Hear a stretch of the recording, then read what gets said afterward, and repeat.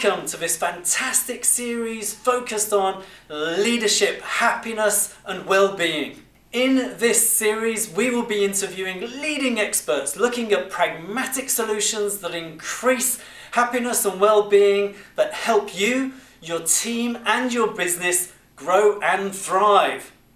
Hi, I'm Mark Hookey with over 30 years experience leading change and transformation and developing leaders. Today I'll be interviewing Jürgen Müller, a senior partner at one of the top 5 consulting companies and a guru in corporate happiness and well-being. He has been breaking ground with his approach in the consulting and corporate world.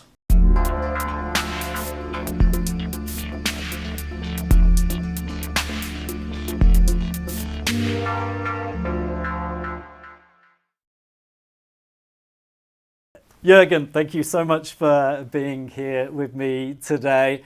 I'm fascinated by your story as you're a super senior executive and partner in one of the big consulting companies.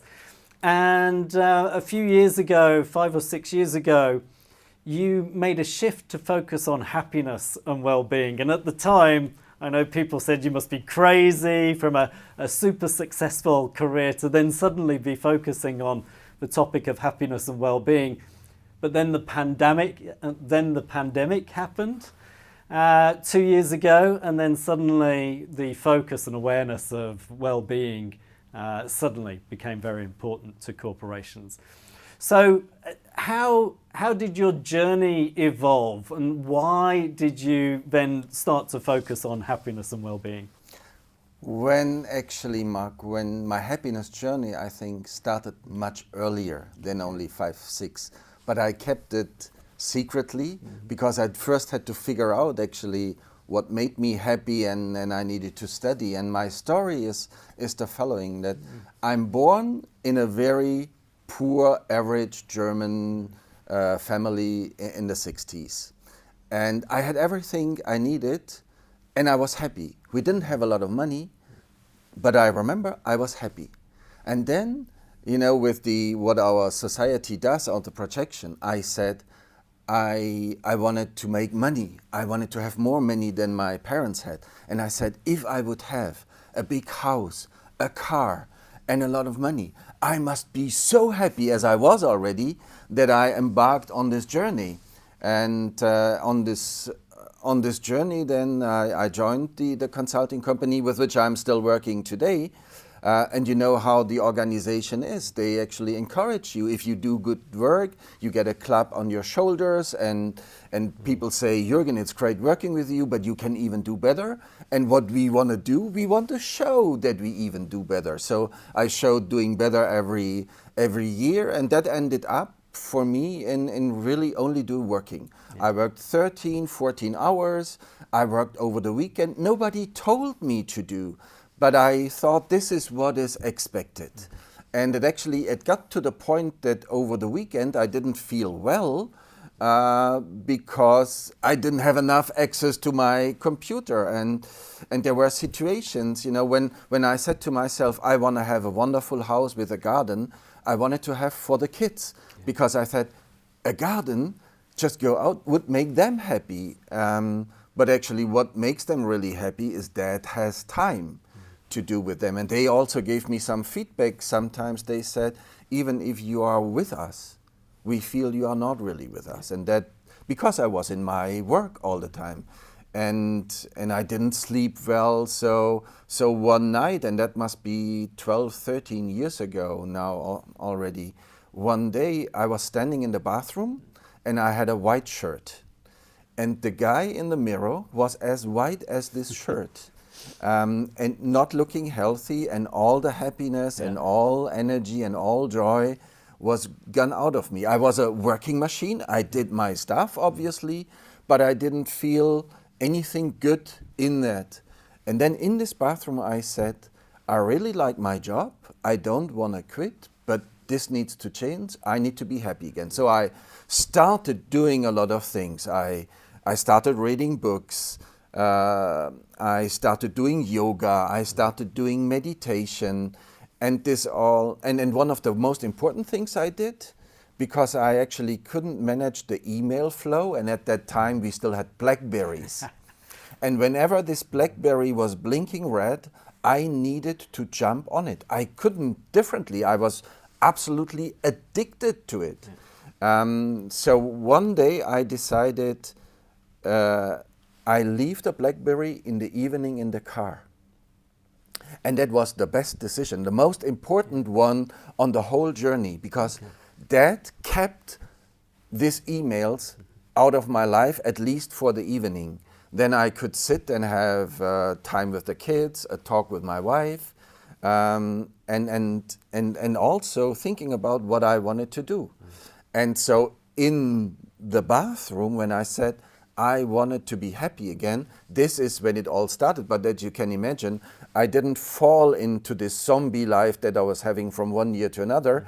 So I needed really 2, 3, 4 lives to dig first myself out of it before I started talking about it. And then, maybe 5, 6 years ago, it really came. Since then, I'm running workshops. I'm more vocal about it. And my passion is really to bring happiness into the business life, really there. I can't talk about happiness in other aspects of life. I'm a businessman. I like doing business. I think business is running the planet. If we look in which situation our planet is, it's maybe not doing very well to the planet, but it's the driving force. So my passion is happiness in the business world. And why do you think happiness and well-being now is so important in the individual and the corporate life?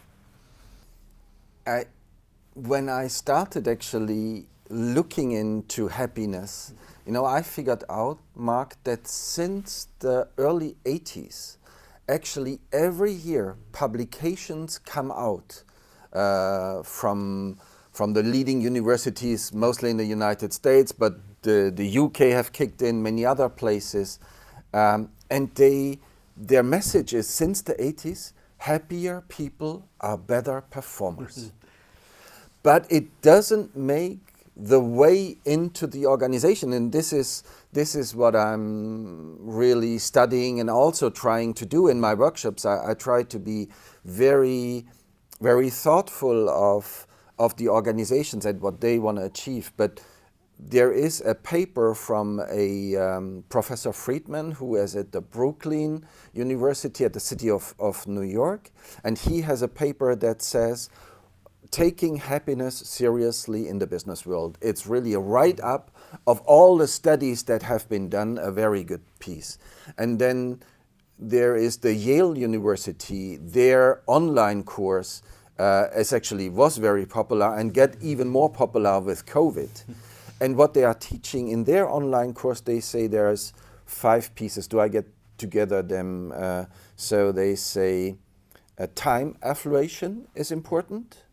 Having really time at hand. It is important to have healthy practices. It is important to have social connections. It's important to be kind. And that actually was one of the toughest things for me, because as a German, kindness is not something that comes naturally to you.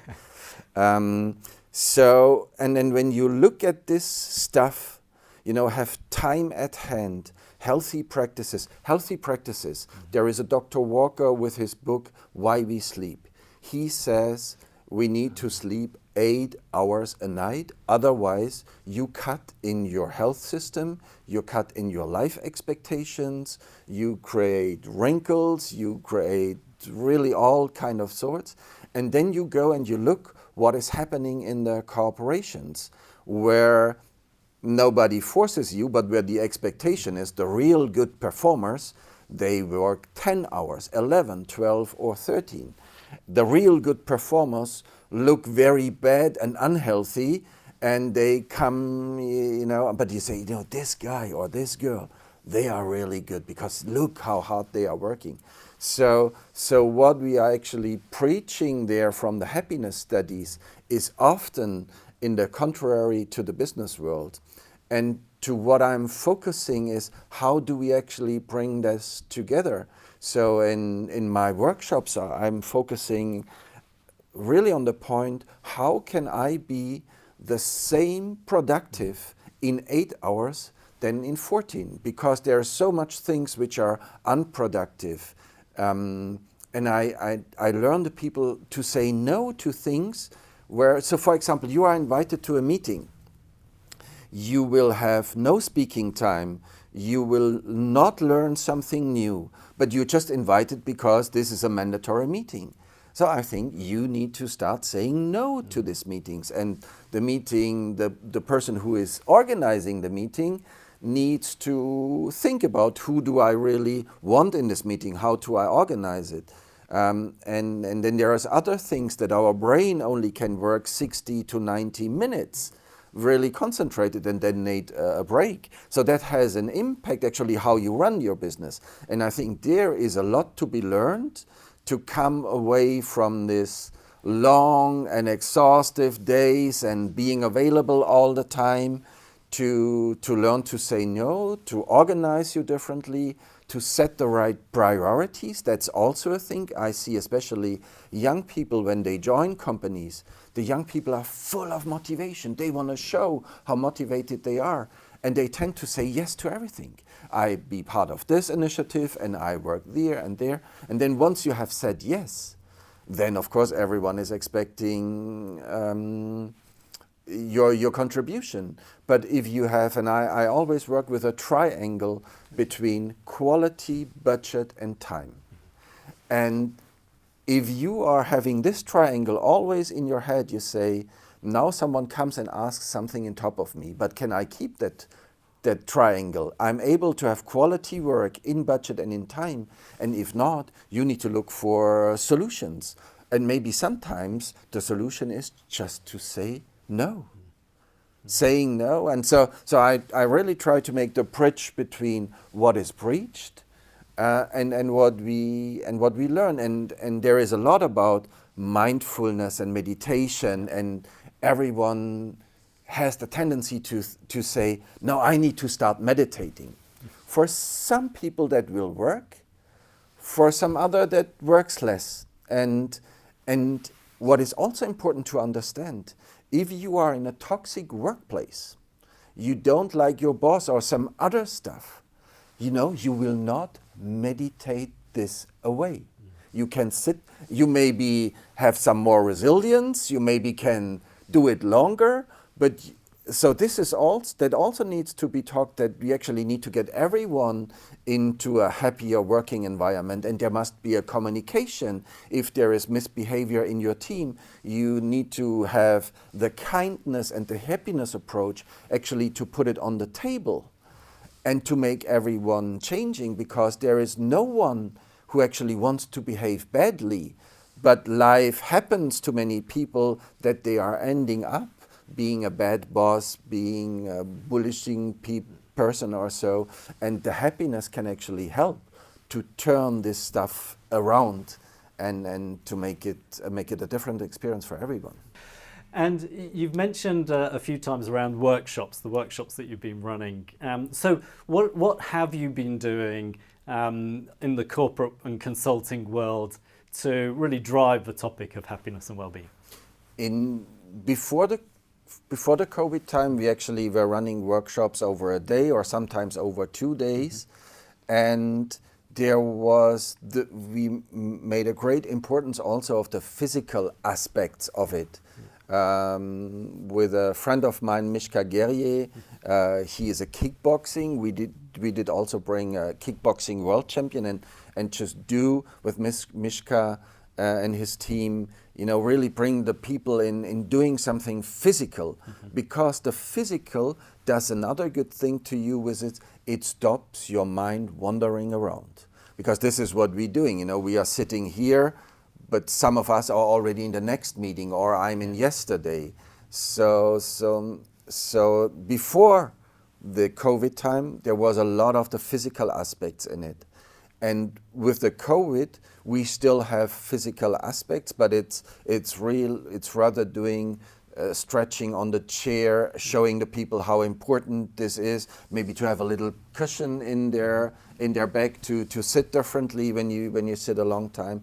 But then we have 8 elements. We talk about what the happiness teaching is, but we also talk about priorities, because this is another thing where people just overflow their life with priorities in business and privately, and then get very unhappy and unsatisfied because then they don't have enough time to run after all their priorities.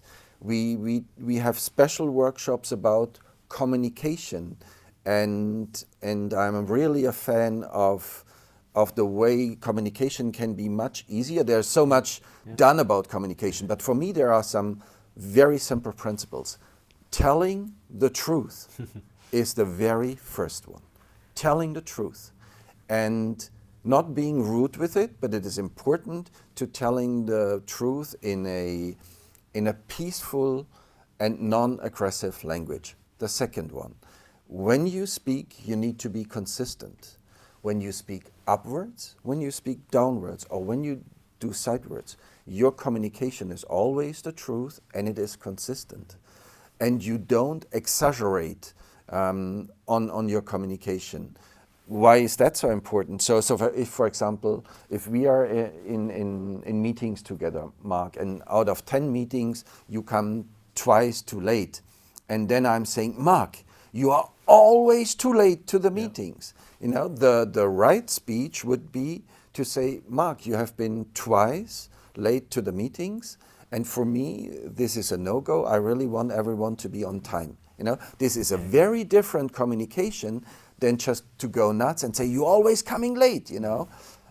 So there is a special force also to communication, and the workshop has 8 elements in which we are taking what I said before of the healthy practices, stop the wandering mind, and I attach that to the right priorities, to saying yes and no.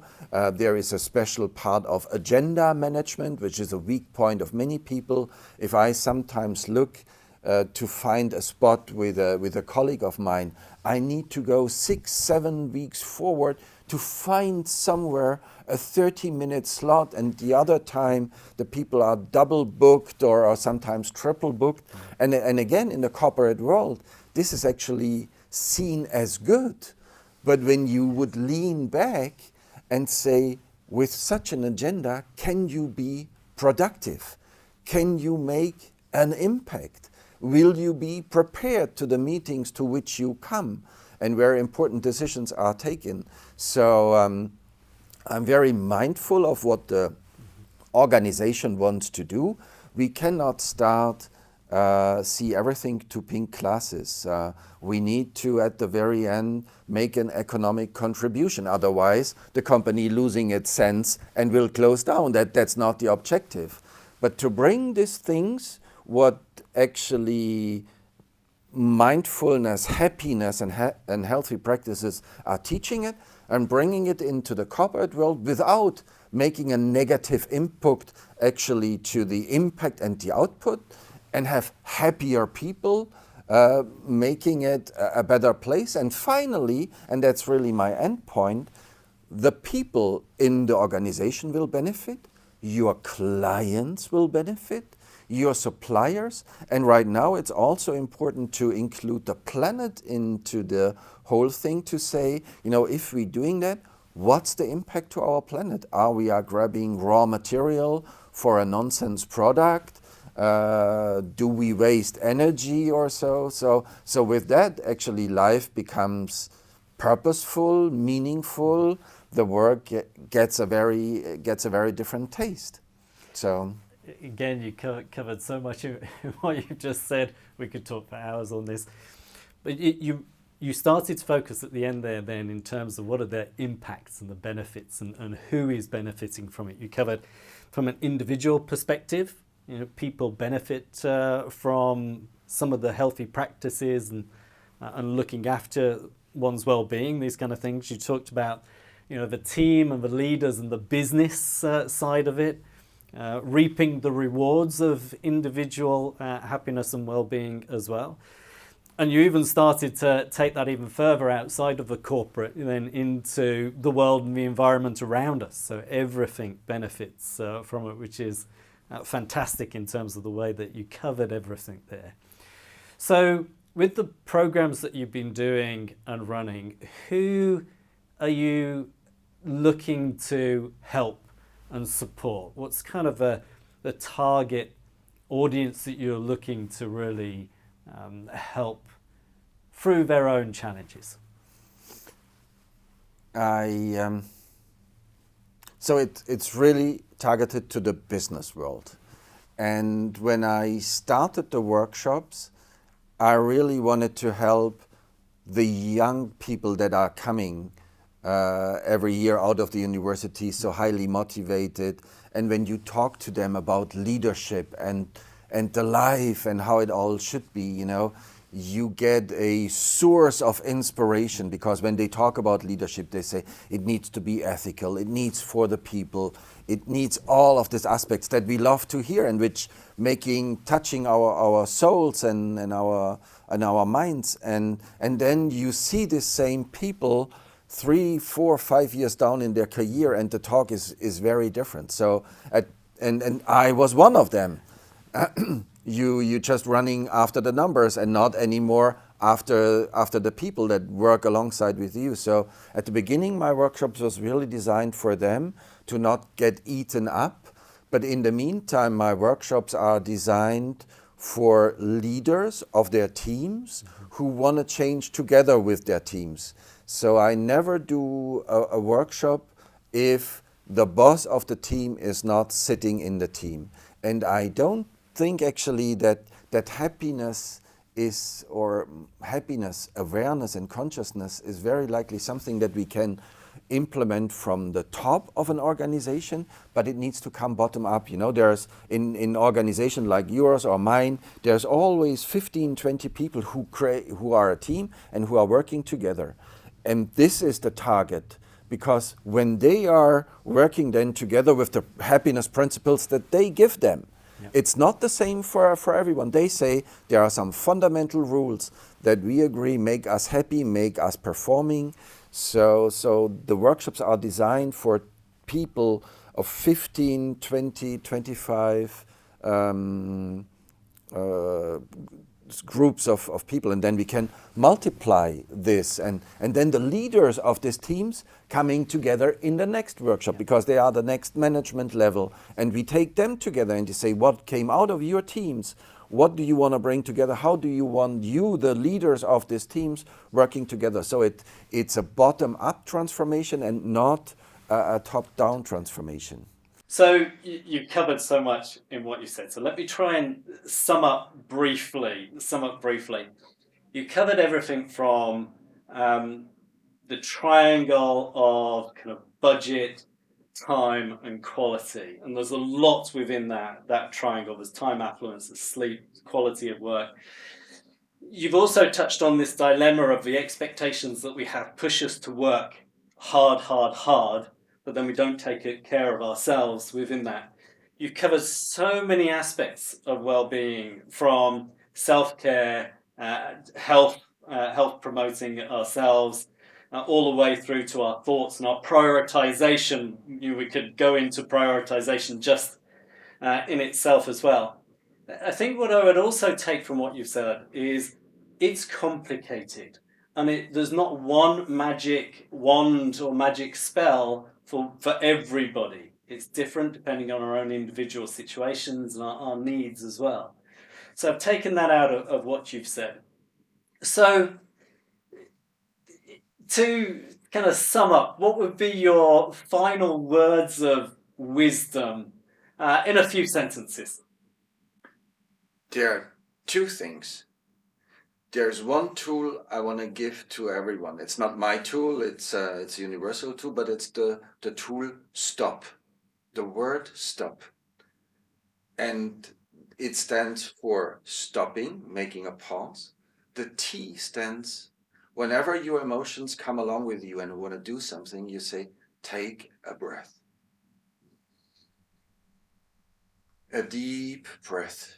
Because if there is a situation in your job, at home, where your emotions just run with you, you better take a breath. And the O stands for observe. Observe what is really going on with you in the room, but focus on you. Say, I'm totally angry. I can't hear this stuff anymore. But before reacting, calm down. Maybe you need another breath. Take a breath, observe. And only if you are clear with the observing, then you are proceeding. And maybe this proceeding is then to say, I need a break. I need to leave the room, if it's too hot. Or if you are in a situation with your kids, often they pushed me really to burst out. So if you do this, take a breath, observe what really is going on, and then proceed. This is so powerful, so extremely powerful, and keep you out of a lot of troubles. And the second thing is, we discussed it in many occasions before, Mark. We feel often the circumstances are running our lives. And we are not taking these decisions anymore. And we are in the wheel, just need to be running. So, as simple as it sounds, go to a piece of paper and write down in the one corner, what do I want to have more of in my life? And write in the other corner, what do I want to have less of in my life? And then don't let it just sit on this paper. Start working on it. Because dropping down the things that you want to have less, less of confrontations, less of this, less of time wasting, less of that, you actually will come into a modus. You need to prioritize that, because maybe you're putting a lot on this paper, but then you are starting prioritizing, and you, with that, by answering the question to you, what do you want to have more in your life and what do you want to have less in your life? Then you will take actions and the things start to move. And it is as simple as this. And it comes back. I'm sorry, sometimes people are saying now this Müller guy drives away. But I need to go back to Buddha, who says, with our thoughts, we are creating our reality, and we are what we are thinking. And this is really so powerful.